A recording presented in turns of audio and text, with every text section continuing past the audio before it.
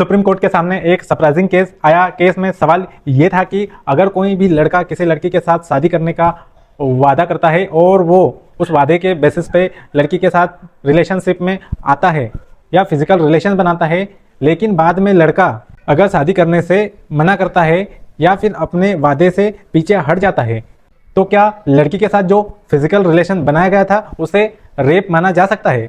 क्या उसके बेसिस पर लड़की लड़के के खिलाफ केस फाइल कर सकती है? दूसरा सवाल यह है कि इस तरीके के केसेस जो होते हैं उनमें शादी का झूठा वादा करके फिजिकल रिलेशंस बनाना और उनमें जो रेप का केस होता है, इस तरीके के केसेस को क्या आउट ऑफ कोर्ट सेटल किया जा सकता है? मतलब अगर केस काफ़ी लंबे समय से चल रहा है, लड़का और लड़की आपस में किसी तरीके का सेटलमेंट चाहते हैं और कहते हैं कि ठीक है अब हम कोर्ट के बाहर सेटलमेंट करने के लिए तैयार है, तो क्या वो पॉसिबल हो सकता है? देखिए इस पर सुप्रीम कोर्ट ने क्या कहा। दरअसल ये केस शुरू हुआ था 3 साल पहले यानी 2022 केरला में। जो लड़की थी उनका कहना था कि मैं पहले से शादीशुदा थी और मैंने अपने हस्बैंड से सेपरेशन ले लिया था और अलग हो गई थी। अब महिला ने बताया कि मेरे हस्बैंड से अलग होने में कहीं ना कहीं इस आरोपी ने भी मेरी मदद करी थी, मतलब मेरा डिवोर्स केस लड़ने में लड़के ने मेरी मदद की थी। तो ऐसा करके लड़के ने पहले मेरा भरोसा जीता, मेरा ट्रस्ट जीता, और जैसे ही मेरा अपने हस्बैंड के साथ तलाक हुआ तो फिर यह लड़का मेरा यहाँ पे फ़ायदा उठाने लग गया। महिला ने बताया कि आरोपी ने मुझे अपने घर पर बुलाया था, मुझे अपने घर पर इनवाइट किया था और वहाँ पर मेरे साथ फिजिकल रिलेशंस बनाए। इवन महिला ने यह भी बताया कि उन्होंने मेरे फ़ोटोज़ वीडियो लिए बिना मेरी परमिशन के, और इन्होंने मुझे डराया धमकाया भी कि वो उन फोटोज़ और वीडियोज़ को रिलीज़ कर देगा। महिला का कहना था कि कहीं सालों तक, मतलब लगभग 4-5 साल तक शादी का वादा करके मेरा शोषण किया गया है, और इस आदमी ने लगभग मेरे से 3-4 लाख रुपए केस भी लिए थे।